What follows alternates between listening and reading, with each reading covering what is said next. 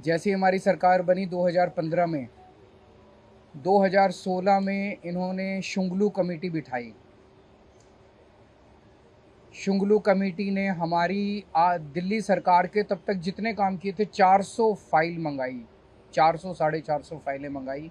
सारी फाइलें बड़े बड़े अफसरों ने बैठ के जांच करी और एक पैसे का, नए पैसे का भी घोटाला नहीं निकला। उसके बाद मोदी जी ने हमारे एमएलएज के ऊपर झूठे झूठे केस करने चालू कर दिए। हमारे आम आदमी पार्टी के एमएलएज पे अभी तक 170 से ज़्यादा केस कर चुके हैं, 170 से ज़्यादा, और उनमें 140 से ज़्यादा केसेस में जजमेंट आ चुके हैं, जिसमें सारे जजमेंट मोदी जी के खिलाफ हैं। सारे जजमेंट हमारे पक्ष में आए हैं कि झूठा केस किया गया हमारे एमएलए के खिलाफ, झूठी एफआईआर की गई, झूठी गिरफ्तारी की गई, गलत गिरफ्तारी की गई। उसके बाद इन्होंने पिछले 2 साल से हमारे मंत्रियों को और सीनियर नेताओं को अब गिरफ्तार करना चालू किया। इन्होंने सत्येंद्र जैन को गिरफ्तार किया, इन्होंने मनीष सिसोदिया को गिरफ्तार किया, इन्होंने संजय सिंह को गिरफ्तार किया, इन्होंने कल अमानतुल्लाह खान के यहाँ ईडी की रेड की।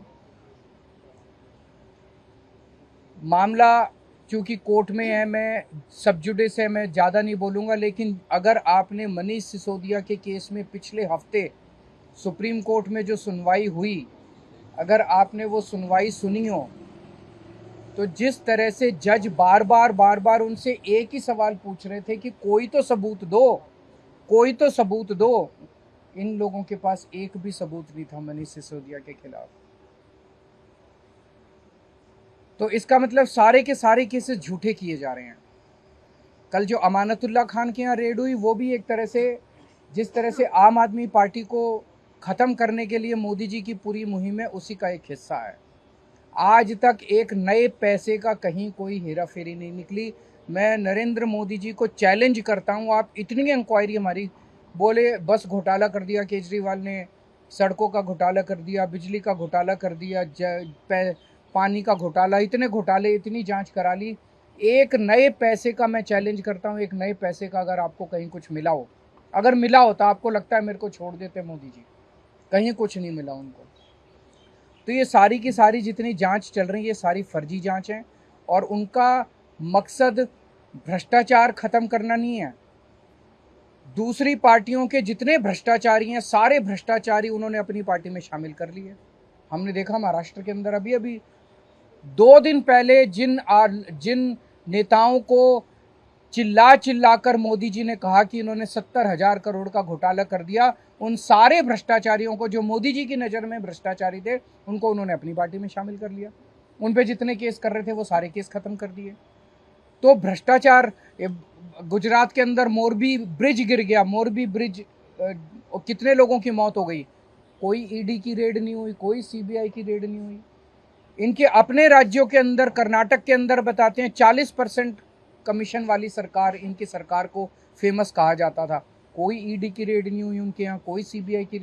बीजेपी वालों के अंदर, उनकी अपनी सरकारों के अंदर किसी तरह की जांच नहीं होती। अभी सीएजी की रिपोर्ट आई है, उसने इतने सारे इनके घोटाले निकाले हैं, कोई सीबीआई की रेड नहीं होती, कोई ईडी की रेड नहीं होती। बताते हैं ये अपने दोस्तों के इन्होंने अरबों रुपए के लोन माफ़ कर दिए, कोई ईडी की। तो भ्रष्टाचार खत्म करना इनका मकसद नहीं है, इनका केवल और केवल मकसद है विपक्ष के लोगों को किसी भी तरह से तंग करना। बहुत ज़्यादा अहंकार हो गया मोदी जी को।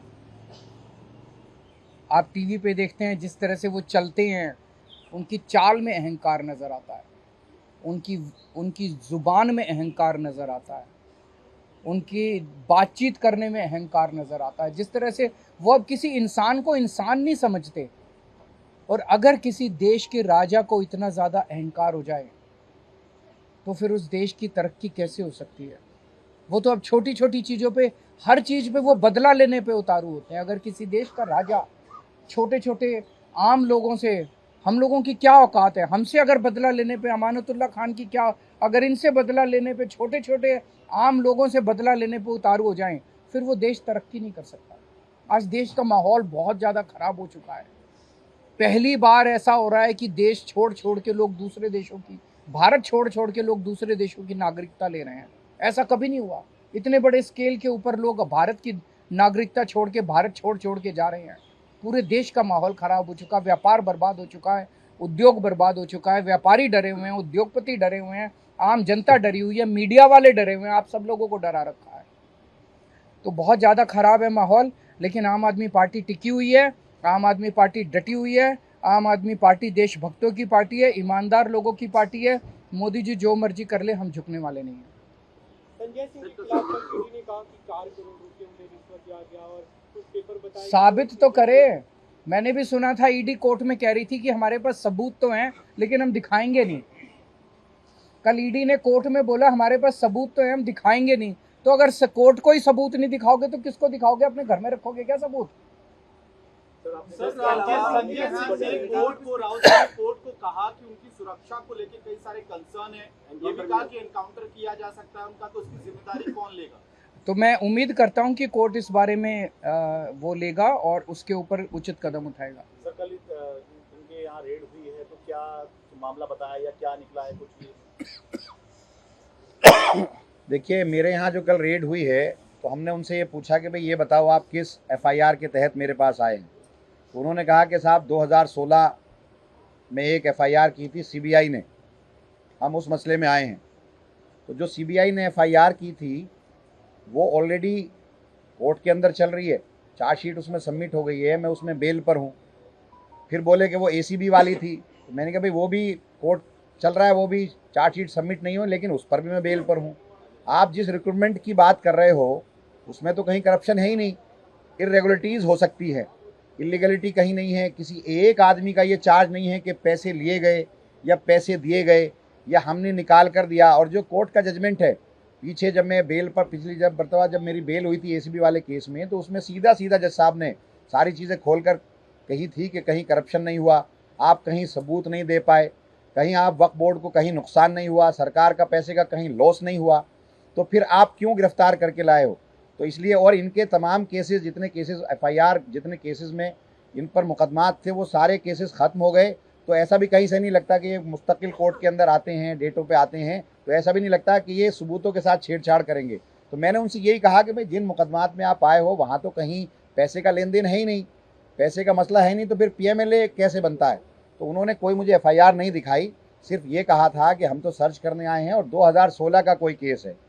तो 2016 का जो केस है वो नागपाल साहब के हैं, जो 17 तारीख को उसमें हियरिंग है, उसमें मैं पहले से जो हूँ बेल पर हूँ और वो चल रहा है। और वहाँ ये खुद नहीं जम पा रहे हैं, कुछ बता नहीं पा रहे हैं, वहाँ कुछ दिखा नहीं पा रहे हैं।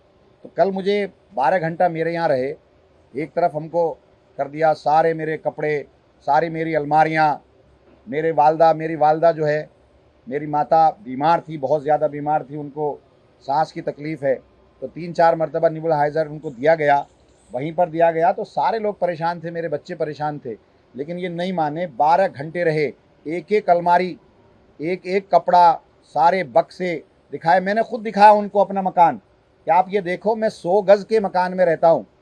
100 गज़ का मकान है, जिसमें से अंदर का जो एरिया है, कवर्ड एरिया, वो 70-80 गज़ का है।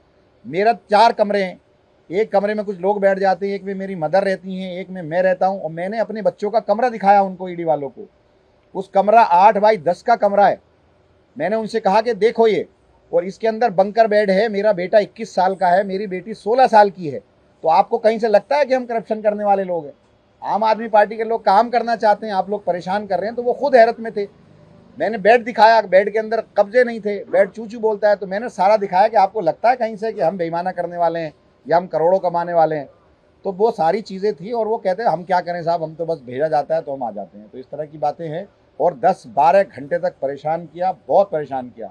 खाना तक हमने नहीं खाया, 12 घंटे तक सिर्फ वो मेरी एक एक चीज़ ढूंढते रहे। Thank you.